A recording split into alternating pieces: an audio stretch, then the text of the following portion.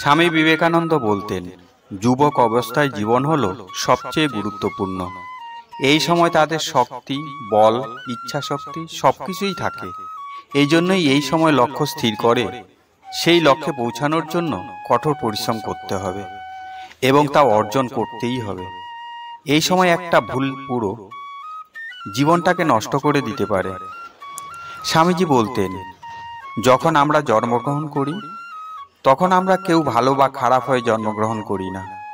এর অর্থ হলো আমাদের কর্ম, আমাদের চিন্তা ভাবনাগুলোই আমাদের ভালো ও খারাপ তৈরি করে।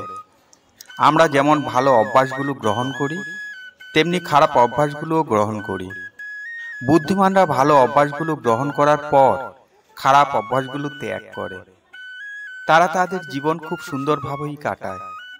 কিন্তু কিছু মানুষ এমন হয়, খারাপ অভ্যাসগুলো পাওয়ার পর সেখান থেকে বেরিয়ে আসতে পারে না।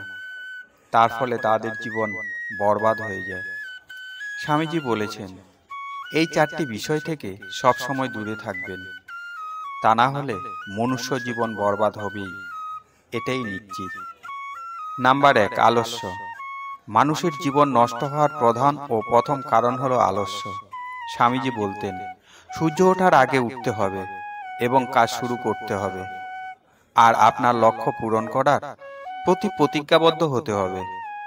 এটা হলো আমাদের জীবনের গুরুত্বপূর্ণ অংশ। কিন্তু আমরা কখনো কখনো অলসতার জন্য আমাদের লক্ষ্য পূর্ণ করতে পারি না। অলসতা এমনই এক ব্যাধি যা প্রত্যেক কাজেই বাধা সৃষ্টি করে। এটা হলো একটা খারাপ গুণ যা প্রত্যেক কাজকে নষ্ট করে দেয়। ভালো খাওয়া দাওয়া, ঘোরাফেরা অলসতার একটা অংশ মাত্র। নিয়মিত সাত্ত্বিক খাবার ও ব্যায়াম অলসতা দূর করে। মনে শক্তি আসবে, ভালো চিন্তা ভাবনা করতে সাহায্য করবে এবং শুভ শক্তির উদয় হবে। স্বামীজি বলতেন, যুবক অবস্থায় জীবন নষ্ট হওয়ার সবচেয়ে বড় কারণ এই অলসতা। এটা শুধু আমাদের মূল্যবান সময়কেই নষ্ট করে না, পুরো জীবন খতম করার ক্ষমতা রাখে। যুবকদের জীবনে অলসতার কোনো জায়গা যেন না হয়। যুবকদের জীবন সবসময় অনুশাসনের মধ্য দিয়ে গড়ে তুলতে হবে, যেন অলসতা থেকে দূরে থাকে। অলসতা এমনই এক বদ অভ্যাস যা জীবনকে ধ্বংস করে দেয়। নাম্বার 2, নেশা। নেশা যুবকদের জন্য অভিশাপ। স্বামীজি বলতেন, নেশা যুবকদের জন্য এক অভিশাপ। এই নেশা যুবকদের জীবনে ধ্বংসলীলা বয়ে নিয়ে আসে। নেশার কারণে আর্থিক ক্ষতির সাথে সাথে মানসিক ও শারীরিক ক্ষতি করে।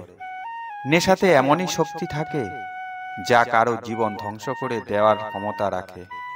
যুবকরা বর্তমানে সাথে সাথে ভবিষ্যৎকেও নষ্ট করে এই নেশার জন্য। বর্তমান সময়ে প্রতি 10 জনের মধ্যে 7 জনই নেশা করে। বাড়ির আর্থিক পরিস্থিতি যতই খারাপ হোক না কেন, তারা নেশা করা বন্ধ করে না। এমনকি ধার করে হলেও নেশা করা চাই। এর প্রধান কারণ, নেশা তাদের মানসিক স্থিতি দুর্বল করে দেয়। তারা নেশা না করতে পারলে পাগলের মতো ব্যবহার করতে থাকে। ভাত খাওয়ার পয়সা থাকুক আর না থাকুক, নেশা করার জন্য পয়সা ঠিক জোগাড় করেই নেয়। নেশার সবচেয়ে বড় শিকার হলো যুবক শ্রেণী, যা আমাদের দেশ ও সমাজের জন্য খুবই ভয়ঙ্কর। এই নেশা বর্তমান যুবক শ্রেণীকে দিন দিন শেষ করে দিচ্ছে। একজন নেশা করা লোক না নিজের ভালো করতে পারে, না পরিবারের ভালো করতে পারে, না সমাজের ভালো করতে পারে। সে তো নিজের জীবন নষ্ট করে, আবার পরিবারকেও সুখে শান্তিতে থাকতে দেয় না। স্বামীজি বলতেন, নেশা করে আমরা কিছুই অর্জন করতে পারি না, বরং আমাদের স্বাস্থ্য ধীরে ধীরে রোগগ্রস্ত হতে থাকে। তাও আবার ছোট রোগ নয়, ক্যান্সারের মতো বড় রোগ দেখা দেয়। নেশা করলে কোনো হুঁশ থাকে না। কি ভাবছে, কি করছে, কিছুই মনে থাকে না। নেশা করে কি বলছে, কি না বলছে, কিছুই মনে থাকে না। এমনকি তারা মারামারিও করতে থাকে। এই নেশার কারণেই রেপের মতো ঘটনা ঘটছে প্রতিনিয়ত। নেশা করে ড্রাইভিং করার জন্য প্রতিদিন প্রচুর লোক প্রাণ হারাচ্ছে। একবার যদি কেউ নেশা শুরু করে, তখন থেকেই তার খারাপ দিনের শুরু হয়ে যায়। এর থেকে বাঁচার একটাই রাস্তা, কখনো নেশার নাম মুখেও আনবে না। নেশা করা তো দূরে থাক, যদি আপনার কোনো প্রিয় বন্ধু আপনাকে নেশা করার জন্য বলে, সঙ্গে সঙ্গে তাকে প্রত্যাখ্যান করুন। তা না হলে এই নেশা আপনাকে তিলে তিলে শেষ করে দেবে। এই জন্য যদি সুখী জীবন চান, তাহলে নেশা থেকে সবসময় দূরে থাকুন। নেশা মানব সমাজের জন্য গুরুগম্ভীর সমস্যা, যা যুবক শ্রেণীকে দিন দিন শেষ করে দিচ্ছে। এমনই সমস্যা, একে গম্ভীরভাবে ভাবতে হবে এবং সমাজ থেকে দূর করতে হবে। নাম্বার 3, খারাপ সঙ্গ।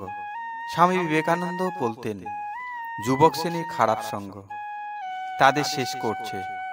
যদি খারাপ লোকের সঙ্গে বন্ধুত্ব করে, তবে তাদের মধ্যেও সেসব স্বভাব দেখা দেবে। এর জন্যই কারো সাথে বন্ধুত্ব করার সময় নেশার কথা মনে রাখতে হবে। খারাপ লোক খারাপ রাস্তায় যাওয়ার সাথে সাথে জীবনকে খারাপ দিকে প্রবাহিত করতে থাকে। আমরা জীবনে কোনো না কোনো সময় খারাপ লোকের সঙ্গ দেই। সেই সঙ্গ পরিবারে, বন্ধু বা আত্মীয় স্বজন, যে কেউ হোক না কেন, এদের থেকে দূরে থাকতে হবে। আমাদের সঙ্গ আমাদের মন ও মস্তিষ্কে খুবই প্রভাব ফেলে। আমাদের স্বভাব ও বিচার শক্তি সব কিছুই এর উপর নির্ভর করে। খারাপ সঙ্গ আমাদের জীবনে খুবই খারাপ প্রভাব ফেলে এবং জীবন হানিকর হয়ে ওঠে। এই জন্যই আমাদের সাবধানে থাকতে হবে এবং খারাপ সঙ্গ থেকে দূরে থাকতে হবে। খারাপ সঙ্গকে চিনতে হবে, বুঝতে হবে এবং এর প্রতি সজাগ দৃষ্টি রাখতে হবে। ওই সঙ্গ এমনই সঙ্গ যা আপনার জীবনকে কিছুদিনের মধ্যেই শেষ করে দিতে পারে। কিছু লোক আপনার ভালো সময়ে আপনার সঙ্গে থাকবে, আবার আপনার খারাপ সময়ে আপনি তাদের খুঁজেও পাবেন না। নাম্বার 4, জুয়া খেলা। জুয়া এমনই এক খেলা যা ধনীকে গরিব করে দেয়। এটা একটা মারাত্মক নেশা। এই দুনিয়াতে বেঁচে থাকতে গেলে আপনার কাছে পয়সা থাকতেই হবে। যদি আপনার কাছে পয়সা না থাকে, তাহলে পৃথিবীতে বেঁচে থাকতে পারবেন না। এসব কিছু জানা সত্ত্বেও লোক নিজের কষ্টের উপার্জন করা পয়সা জুয়া খেলে উড়িয়ে দেয়। এই খেলা এই জন্যই এদের প্রিয়। এখানে প্রচুর টাকার খেলা হয় এবং লোভে লোভে ওই খেলার প্রতি ছোটে। আজ পর্যন্ত জুয়া খেলে কেউ ধনী হতে পারেনি। কেউ যদি হয়েও থাকে, তবুও সে ওই পয়সা সন্তুষ্ট থাকে না। যে পয়সা পরিশ্রমের পয়সা নয়, সেই পয়সা কোনো কাজেই আসে না। মানুষ ওই পয়সার মূল্য বুঝতে পারে না। জুয়া খেলা এমনই এক ভাইরাস যেটা আপনাকে ধীরে ধীরে পোকলা বানিয়ে দেয়। লোক জুয়া খেলায় প্রথমে পয়সা হারে, আবার তা ফিরে পাওয়ার চক্করে আত্মীয় স্বজন ও বন্ধু বান্ধব থেকে ধার নেয়, আবার জুয়া খেলে, আবার হেরে যায়। এমনটাই হতে থাকে তাদের জীবনে। যদি ওই লোকের জীবন বরবাদ হয়ে যায়, তবু সে সেখান থেকে বেরিয়ে আসতে পারে না। এই জন্যই এই সকল লোকেদের থেকে দূরে থাকো এবং জুয়াকে লাথি মেরে জীবন থেকে বের করে দাও। আপনি যদি সাবধান থাকেন, তাহলে এর থেকে বাঁচতে পারবেন। ভিডিওটি শেষ পর্যন্ত দেখার জন্য আপনাকে অসংখ্য ধন্যবাদ। ভিডিওটি যদি ভালো লেগে থাকে, লাইক করুন, কমেন্ট করুন এবং শেয়ার করুন। সাবস্ক্রাইব করে পাশে থাকুন। পরবর্তী ভিডিওতে দেখা হবে। সুস্থ থাকুন, ভালো থাকুন।